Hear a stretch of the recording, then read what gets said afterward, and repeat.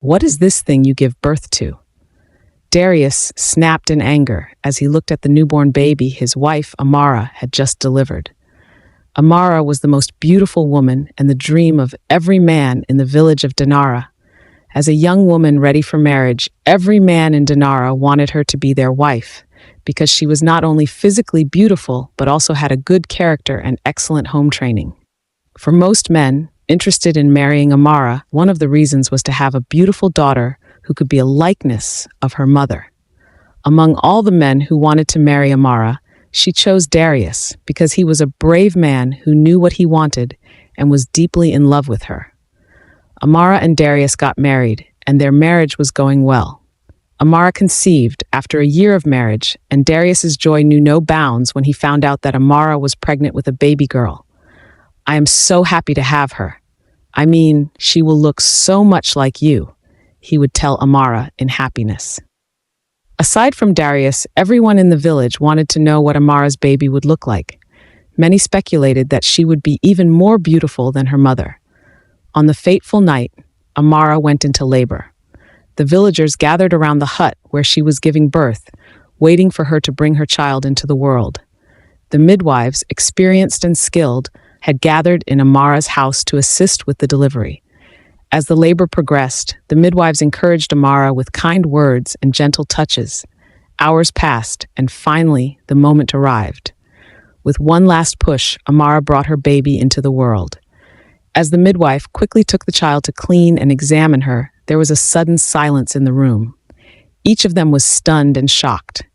Darius rushed into the room, excited to see his beautiful baby girl, but was shocked to see the big-footed baby lying there. "What is this thing you give birth to?" Darius snapped in anger as he looked at the newborn baby. He stormed out of the room in fury. Amara was also shocked and confused to see how large her baby's feet were. She was scared to carry her. But when the baby let out her first cry, Amara's heart melted. She carried, kissed, and embraced her and named her Naya. Years later, as Naya grew, so did her feet, and she was persistently ridiculed by everyone in the village, including children and adults. They would mock her and call her Nia Bigfoot, pointing and laughing whenever she passed by. Among all the villagers who mocked Nia, the prince of the village, Leo, took a special interest in mocking her, harshly teasing her whenever he was bored. He would purposely send his guards to find Nia in the village, just to tease her and laugh at her. He would make jokes about her feet and ask her to walk on stones to show how strong she was, while he and his friends laughed about it. These constant ridicules carved deep wounds in Nia's heart. She would cry day and night, wishing her feet were normal like everyone else's in the village. Her mother would always calm her down and remind her never to pay attention to the insults or jests of the villagers or the prince. But her father hated the sight of her and didn't want to associate with her or call her his daughter. Whenever the villagers and Prince Leo mocked and laughed at Nia, she would run into the village forest, seeking comfort among the trees and plants. The forest became a refuge, a place where she could escape the cruel words and find peace. She spent hours wandering through the dense forest, marveling at the beauty of nature and collecting various herbs and plants. Over time, through her experiences in the forest, Nia developed a deep understanding of herbal medicine and natural remedies from the plants. She observed how some plants had a soothing scent, while others seemed to heal injuries. Curious and eager to learn more, she started to experiment with the herbs she found. She crushed leaves, infused teas, and made potions, carefully noting their effects. She learned that certain plants could ease pain, reduce fever, and heal wounds, while some could even induce sleep. Deeply interested, she kept making potions with leaves, hoping to create one that would reduce the size of her feet one day. One day, the villagers were celebrating a festival and all gathered in the town square, happily enjoying the music, food, and games. Nia was there too, hoping to have a good time despite the usual teasing. The prince saw her and decided to make everyone laugh at her expense. He climbed onto a stage in the middle of the square and called out loudly, "Ladies and gentlemen, I have a special announcement. Today we will have a contest to see who can balance the most apples on their feet. But there is only one person who can win this contest. Let's have Nia come up here. With her big feet, She can surely balance the most. The crowd burst into laughter, and Nia felt her heart sink with embarrassment. She wanted to run, but she stayed, her eyes downcast. The prince, enjoying the laughter, handed her a basket of apples. "Come on, Nia Bigfoot," he said mockingly. "Show us how many you can balance." "Please stop," Nia said quietly, her voice shaking with sadness. The prince laughed again. "Oh, don't be serious, Nia. We're just having a bit of fun." With trembling hands, Nia took the basket. She carefully placed one apple on her foot, then another. The villagers watched, whispering and giggling as she tried to balance the third apple. It fell, and the audience burst into laughter. The prince laughed the loudest, pointing at her. "See, even with those big feet, she can't balance more than 2 apples." Nia burst into tears. She quickly picked up the falling apples and ran away while the prince and the villagers continued to laugh behind her. She kept running until she reached the edge of the village, and then continued into the forest. Eventually, she slowed down and sank to her knees by a large tree, crying and trying to calm herself down. As she wiped her tears away, she heard a faint cry nearby. Startled, she looked around and spotted a man lying on the ground a few feet away. He was injured, with deep cuts on his face and bruises on his arms. She hesitated for a moment about helping the man, but her natural kindness took over. She hurried to his side and knelt down. "Are you okay?" she asked, her voice trembling. The man opened his eyes and tried to sit up, gasping in pain. "I was attacked by bandits," he said weakly. "They took all my belongings and left me here." Nia quickly assessed his injuries. "You really need help," she said softly. "Wait here, I am coming." She gathered a few leaves in the forest and rushed back to the man. She crushed the leaves with her hands and made a paste from it. Gently, she placed it on the wounds on his face and arms, and the bleeding stopped. The man looked up at her in surprise. "The pain has stopped. Are you a healer?" he asked. Nia smiled and said, "I know a few things about herbs." "Thank you," he said. "My name is Malik. If you hadn't been here, I would have bled to death." "I am Nia. Let's get you up," she said. She helped him to his feet, and together they walked back to the village. When Nia brought the injured man Malik home, her father was furious. He met them at the door, his face twisted in anger. "You useless girl! What are you thinking?" he snapped. "Not only do you run off into the forest and waste your days there, but now you bring a stranger into my home with those big feet of yours. You should know better than to bring strangers into my house." Nia flinched at her father's harsh words, her eyes filling with tears. Before she could respond, her mother Amara stepped forward and placed a gentle hand on her husband's arm. "Please, my husband, let her explain," Amara said softly. "She found this man injured and alone. She only wants to help."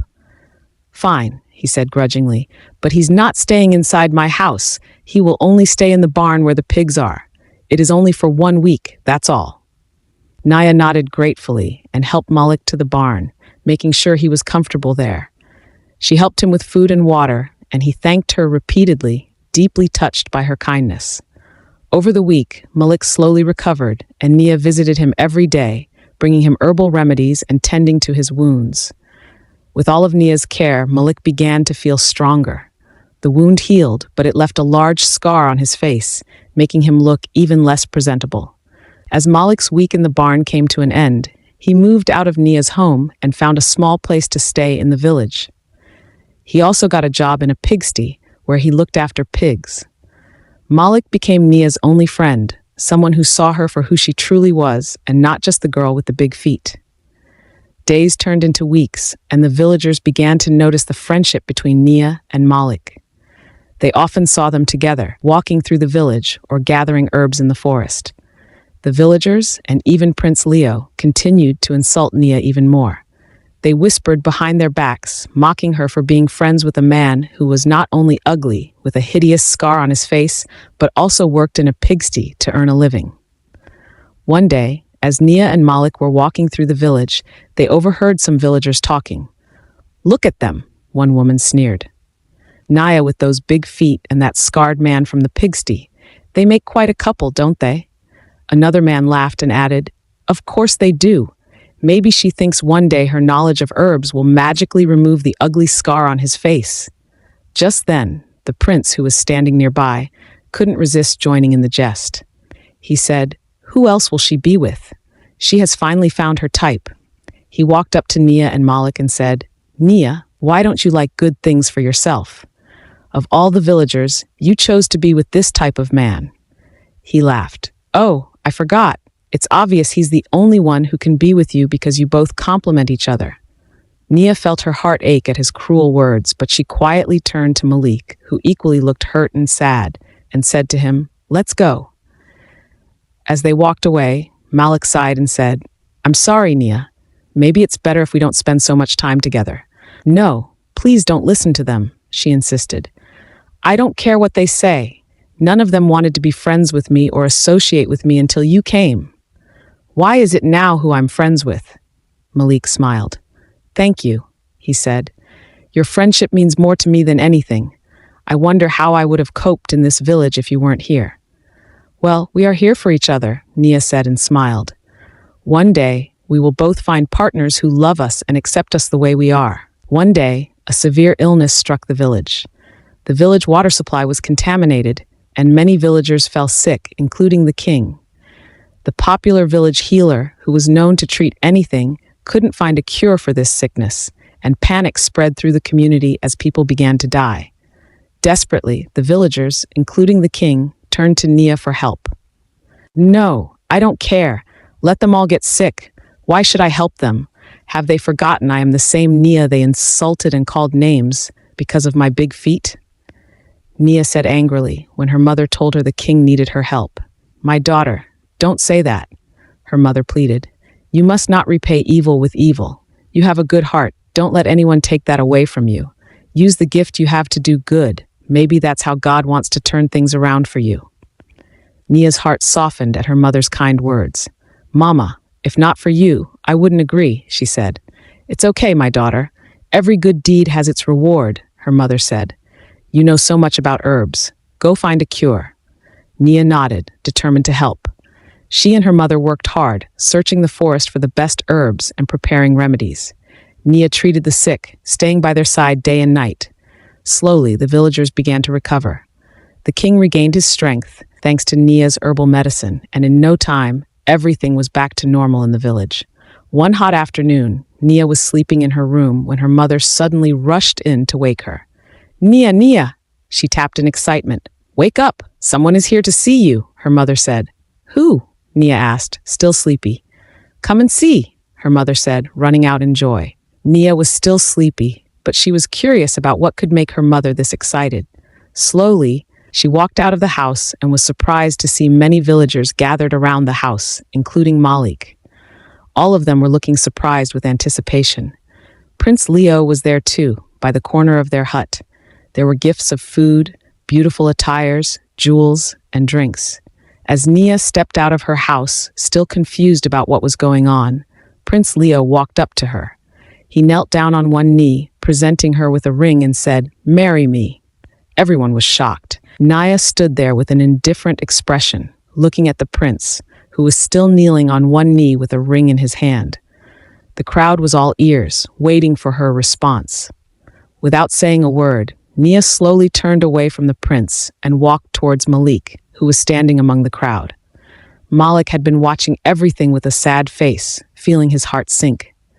Prince Leo remained on one knee, shocked and embarrassed by Nia's silence and rejection. Now standing face to face with Malik, Nia looked into his eyes and asked, "Malik, when are you going to tell me how you feel about me? Or will you keep hiding it?" Malik's eyes widened in shock. "So you knew how I feel about you? I feared you would reject me because I have nothing to offer, especially with this hideous scar on my face," he said, his voice shaking. Nia smiled softly. "You should have voiced your intentions first, instead of assuming. You're not the only one with scars, you know." Without wasting any minute, she knelt down on one knee and took Malik's hand. "Malik, you are the most incredible person I have ever known. Your kindness, strength, brain, and beauty are unmatched. I have loved you from the moment you helped me in the forest. Will you be with me, not just as a friend, but as a partner for life?" Malik's eyes widened with tears. "Yes, Nia, I will," she said without hesitation. With joy, Malik stood up and kissed her, sealing their love. The villagers gasped in shock, but Malik and Nia ignored them. Hand in hand, they walked away from the venue, leaving the crowd behind. Prince Leo, still kneeling on one knee, was filled with anger and embarrassment. No one had ever rejected him so publicly before. He stood up, fuming, unable to believe what just happened. As Nia and Malik walked away, the villagers began to murmur among themselves. Some questioned what gave Nia the boldness to reject a whole prince, Leo, the man who every woman wanted, for a poor man like Malik, who fed pigs and had a hideous scar on his face. The news of the incident spread around the village. Everyone had something to say. When Nia's father heard about how she rejected the prince's proposal, he was furious. "It has occurred to me that you never wanted any good things for yourself," her father said to her the instant she came back home that evening. "You rejected the whole prince of this village for that pigman, who has nothing to offer you? With those big feet of yours, shouldn't you be happy that the prince wants to make you his wife? If not for the love and trust I have for your mother, I would have questioned if you truly are my daughter, because a true daughter of mine, who carries my blood in her veins, knows a good thing when she sees one. Then disown me. If you're tired of me being your daughter, instead of insulting me every day and regretting my existence, just tell me I am not your child anymore, and I will leave," Naya said and walked away from her father. Although she had no place to go, she was just fed up with the constant ridicule from him. That night, Amara entered her room for a heart-to-heart discussion with her daughter, who was still bitter about her father's harsh words. "You shouldn't be angry with your father," Amara said. "He's just concerned about you." "But he hates me because I don't look the way he wants me to look, or as beautiful as you are," Naya replied.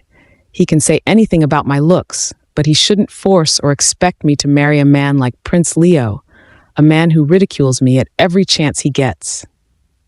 Amara looked at her daughter carefully and asked, "But how much do you know about Malik? I know you met him in the forest after he was attacked by bandits, but you still don't know much about him or where he comes from." "I have asked him several times, Mama, but he doesn't remember. He has lost memories about his past and where he comes from. The bandits who beat him left him in that condition." Amara nodded and simply added, "But what if he's lying to you?" Nia was taken aback by her mother's words. She had never thought about that concerning Malik. Her mother continued, "He seems like a good man, yes, and he seems like he truly loves you and you love him back. But you shouldn't marry a man without an identity. You are not even sure if his real name is Malik. I am not saying you should accept the prince's proposal. You are the one to make that decision, not us, your parents. But please, take your time to know more about him. It doesn't matter if he's the only one who likes you the way you are. To me, you are still priceless, regardless of your looks." After listening to her mother's advice, Nia made up her mind to visit Malik early the next morning to make more inquiries about him again, about who he truly was. Although he had told her he didn't remember much about himself, hopefully, maybe asking him about it again would help him regain his memories. Very early the next morning, Nia was a short distance from Malik's house when she saw some palace guards entering inside, armed with machetes and cutlasses.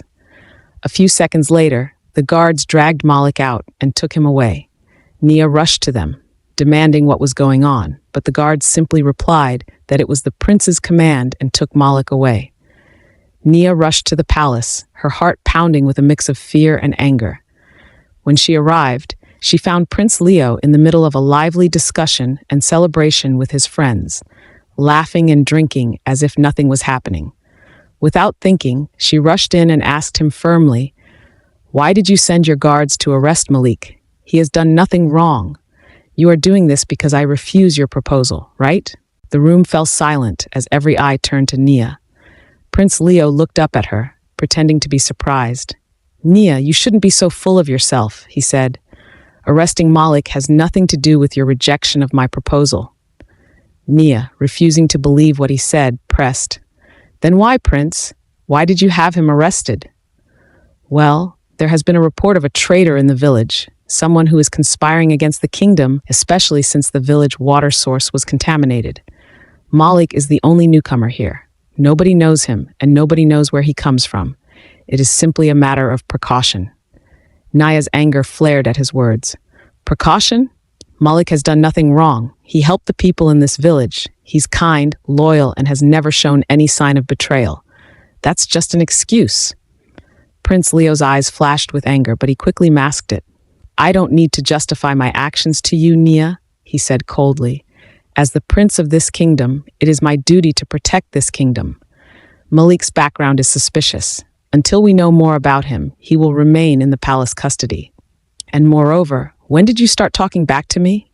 Nia's voice trembled with emotion. This isn't right. You know it. You are doing this because I rejected you. Prince Leo's friends exchanged uneasy glances, sensing the tension in the room. The prince stood up, anger boiling over. Enough, he shouted. Nia, he snapped. You will not accuse me of such pettiness in my own palace. Malik will be questioned, and if he is innocent, he will be released. But until then, stay out of this. Nia's heart ached at the thought of Malik being imprisoned for something he didn't do, but she knew there was no need to argue further with the prince. You may have the power now, Prince, she said to him, but the truth will come out, and when it does, I hope you will be judged by your actions. We will see about that, Prince Leo said. Get out of here with those big feet of yours. For 4 days, Nia wasn't in her right mind. She couldn't go to the forest to search for herbs, which had been her favorite thing to do, and she even lost her appetite to eat. Her mother pleaded with her, assuring her that things would go well, but Nia knew they wouldn't. The thought of Malik being imprisoned and treated unjustly because of her haunted her. After days of contemplation, she made up her mind to go to the palace and accept Prince Leo's proposal, hoping that he would release Malik. It was better for her to be in a loveless marriage than have an innocent man jailed for a crime he did not commit. The next morning, she made her way to the palace, her heart heavy with sadness as she approached the entrance. She paused, hearing voices from inside. Quietly, she moved closer and overheard Prince Leo talking to one of his friends. I am only proposing to Nia because my father insisted, the prince said. He believes that her knowledge of herbs makes her an asset that could help please our kingdom above all others. But let me tell you, nothing could make me marry such an ugly girl with big feet. Nia's breath caught in her throat, and her eyes burned as she listened. She couldn't believe she was hearing this. The prince continued, And that guy, Malik? I hate him. I hate him because that ugly girl chose him over me, a crown prince. Can you imagine? I plan to eliminate him as soon as possible. I have told a guard to get me poison to add to his meal. It would be a clean job because I don't want his death linking back to me. Nia was stunned and angry. She had always known that Prince Leo's intentions were not pure, but hearing him speak so badly about Malik was too much to bear. Taking a deep breath to steady herself, Nia composed herself and entered the palace, pretending she had overheard nothing. When Prince Leo saw her, he masked his irritation with a smile. What brings you here so early? Immediately, Nia knelt down, her eyes lowered as she spoke. My prince, I have come to tell you that I have reconsidered your proposal, and I accept. I will be your wife. The prince's eyes widened in surprise, clearly not expecting this. What made you change your mind? He asked. Nia kept her voice steady, her face expressionless. I thought for days, my prince. You are the crown prince, and you can give me a better life than Malik could offer. Look at me. No noble man would want me. I decided to put my feelings aside and make a logical choice. Prince Leo stared at her for a moment, as if trying to gauge whether she was being sincere. Finally, he smiled. I knew you would put your foolishness aside and make the right choice, Nia. Forcing a small smile, her heart heavy with the knowledge of what she had just heard, Nia replied, Thank you, my prince. But before we move forward, I have one request, she added. What is it? The prince asked. Please, Nia said, her voice trembling, grant me one last chance to see Malik. Let me say my goodbyes to him. I promise I won't ask for anything more. Prince Leo paused for a moment, not liking the idea of her seeing Malik, especially after they had agreed to marry. Very well, he said reluctantly. Although I would have preferred you to reject him in front of the whole village, that would have been a pleasant sight, the prince continued. But you may see him tomorrow, but only for a brief moment. Nia nodded and bowed her head, thanking him. As she stood to leave, her mind was racing. She knew she had to act quickly to save Malik. When Nia got home, she dived into action, starting to make potions. She didn't sleep throughout the night because she only had a limited time. The potion she was making was delicate, which could also cost Malik his life if she wasn't careful. After hours of mixing herbs and leaves, her potions were finally ready. This potion would make Malik go into a deep sleep for 24 hours, reducing his heartbeat to a halt. It was a dangerous potion, and she also had plans for how to retrieve him back. Nia prayed many times that everything would go as planned and that she wouldn't end up killing the man she loved. It was better that she controlled his life than Leo killing him.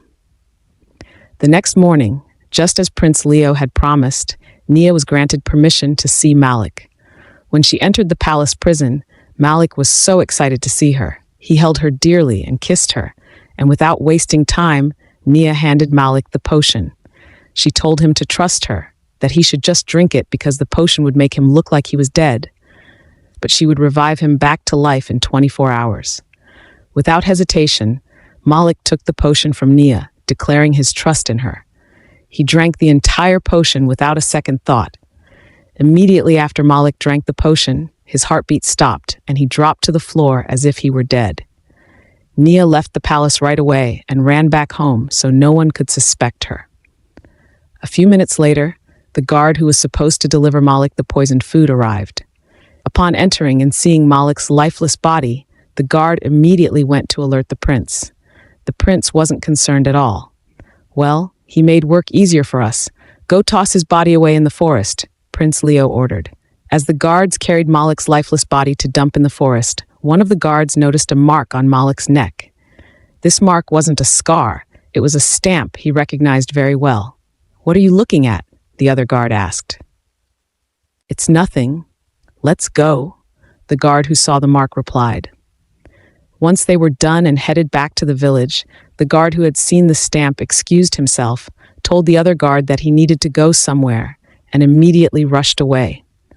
On the other hand, when the two guards had dumped Malik in the thick forest, Nia, who had been following them, came out from her hiding place and rushed to Malik. She opened his mouth and began to administer the potion that would revive his heartbeat and bring him back to life. But after she made him drink the potion, nothing worked. Malik didn't wake up, and Nia's heart skipped as she burst into tears, fearing that she had killed the man she loved in an attempt to save him. She began hitting his heart while calling out his name, and after several attempts, he sneezed and woke up. Nia hugged him tightly with joyful tears, and Malik hugged her back. They sat there in the forest holding on to each other while Nia explained everything that happened and why she gave him the potion. Malik was saddened to hear about it. "My love," he said, "I think it's best if we go to another village and begin anew, because no one wants us to stay except your mother."